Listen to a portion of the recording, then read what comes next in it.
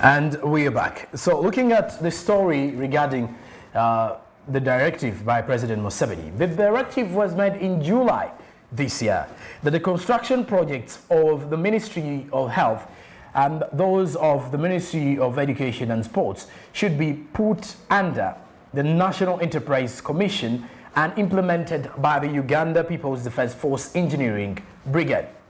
So that means the projects that include development, redevelopment, or the infrastructure, all those projects are supposed to be under the UPDF Engineering Brigade.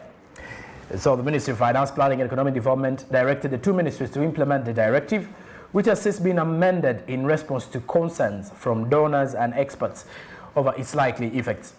Since the President's views were made public back in July, there have been raised controversy from the public and the engineering fraternity over its objectives, expected impact on the industry and its legality. There are fears that the directive by the President violates the national procurement laws that provide for competitive bidding for projects, but also that is likely to crowd out private sector players.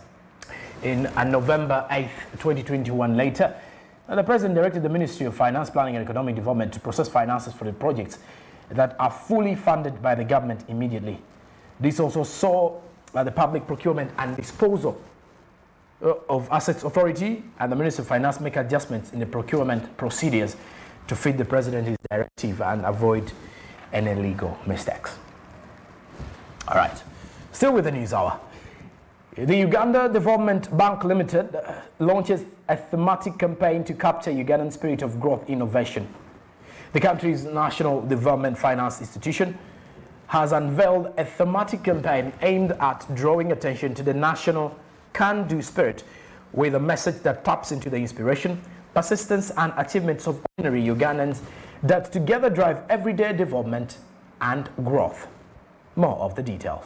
The Uganda Development Bank Limited, the country's National Development Finance Institution, has unveiled a thematic campaign aimed at drawing attention to the national can-do spirit with a message that taps into the inspiration, persistence and achievements of ordinary Ugandans that together drives everyday development and growth.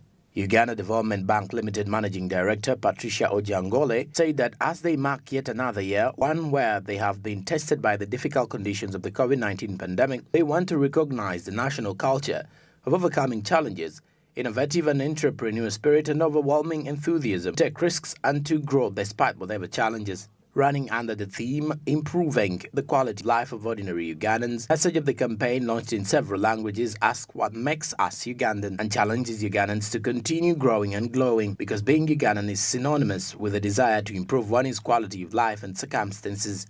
Despite the pandemic, Uganda Development Bank Limited has seen its investments grow, registering remarkable sustainable development impact this year in the areas of job creation, entrepreneurship, access, business continuity, women and youth empowerment, among others. The bank has indicated growth in value-added investments in agriculture and manufacturing in strong alignment to government policy to pursue import substitution, manufacturing for export, as well as facilitating ongoing industrialization while creating sustainable.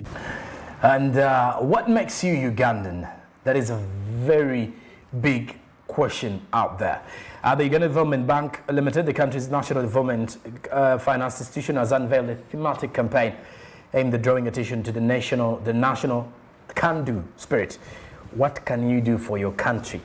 As the Managing Director, Patricia Ojangole, said that as they mark yet another year, one where they've been tested by the difficult conditions of COVID-19 pandemic, they want to recognize the national culture of overcoming challenges, innovative and entrepreneurship spirit, and overwhelming enthusiasm to take risks and to grow despite whatever challenges may arise.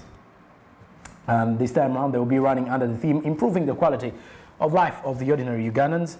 And the message of the campaign, launched in several languages, asks what makes you Ugandan and challenges Ugandans to grow and glow, because being Ugandan is synonymous with the desire to improve one's quality of life and different circumstances. Moving on, MTN Uganda raises share buy limit to 20 million a day, claims good response to initial public offer from the public. A telecom company MTN has made a last-minute ditch to attract many applications for the company's shares as possible, with the closure of the initial public offer coming to an end on Monday, today, November 22nd, 2021. Following the opening of the sale in the initial public offer last month, the company launched a series of activities in October, including road shows around the country to popularize the shares and also get feedback from the market. The details.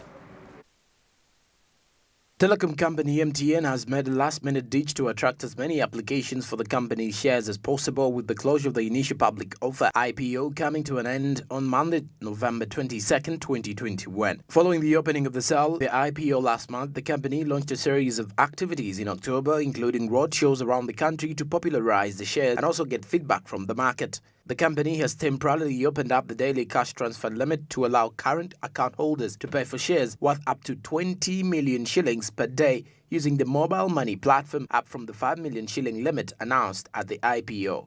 Management says this will not apply to those opening SCD accounts in the next 3 days because the move is based on the Know Your Customer policy. The 5 million limit and the limit on the normal mobile money transactions of up to 7 million per day is one way of ensuring that the financial industry is not abused for money laundering and other crimes like financing of terrorism. By keeping the 20 million shilling window to existing account holders, the regulator and MTN felt it was less risky than opening the limit of new subscribers too. Public sentiments like the profitability of the company, its commitment it will remain in the country for the long time, as well as the fear MTN Mobile Money Uganda Limited might not be part of the stock being offered, dominated feedback. The people were also not well informed about the stock market, and the MTN blamed it on the long time it takes the Ugandan market to get a new product. MTN is the second IPO in 9 years, the other being Cipla Quality Chemicals Limited in 2018. Currently, according to Van Halepute, IPO has attracted at least 60,000 new investors who have opened a Securities Central Depository account, the SCD, which is more than double the number of accounts at the Uganda Securities Exchange before the IPO. All right, and Telecom company has actually made the last-minute ditch. Remember, the IPO closes today. And following the opening of the sale of the IPO last month, the company launched a series of activities in October, including road shows around the country to popularize the shares and also get feedback from the market.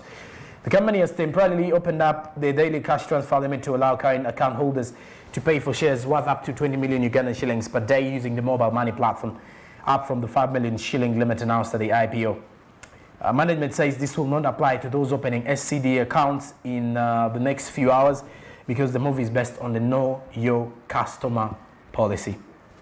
And the 5 million limit, if you may know, and the limit on the normal mobile money transactions of ensuring the financial industry is not abused for money laundering and other crimes like financing of terrorism by keeping the 20 million shillings window to existing account holders. The regulator and MTN felt it was less risky than opening the limit for new subscribers too. Public sentiments like the profitability of the company is committed that it will remain in the country for a long time, as well as the fear that MTN Mobile Money Uganda Limited might not be part of the stock being offered, dominated the feedback. Away from that, let's head to the international scene, as the International Monetary Fund lends Dar es Salaam with $372 million to beat the COVID-19 impact. The International Monetary Fund approved a zero-rated $372.4 million loan to support COVID-19 pandemic relief measures in Tanzania. The Tanzania efforts to restore its credit rating among global lenders under President Samia Suluhu continue to bear fruit, with the International Monetary Fund's latest approval of a zero-rated $372.4 million loan to support COVID-19 pandemic relief measures. President Suluhu this week hosted the World Bank's Managing Director for Development Policy and Partnerships, Mary Pangusta, at the State House in Dar es Salaam, and what officials described as a follow-up to the face-to-face talks she held with the bank's president, David Malpass, on the sidelines of the UN General Assembly in New York in September. The latest International Monetary Fund loan will be issued through the fund's Rapid Credit Facility and is part of a $567.25 million package released in September under a blended RCF Rapid Financing Instrument RFI program. While the Rapid Financing Instrument part of the loan, with the Rapid Financing Instrument part of the loan remains non-concessional, The RSCF disbursement will allow Tanzania to take full advantage of its new eligibility to borrow from the fund on fully concessional terms. The announcement is the latest manifestations of renewed global confidence in Tanzania's approach to addressing cross-cutting issues such as COVID-19, downplayed during the late John Magufuli's government. That's all we had for you in the news hour. I will return after the break.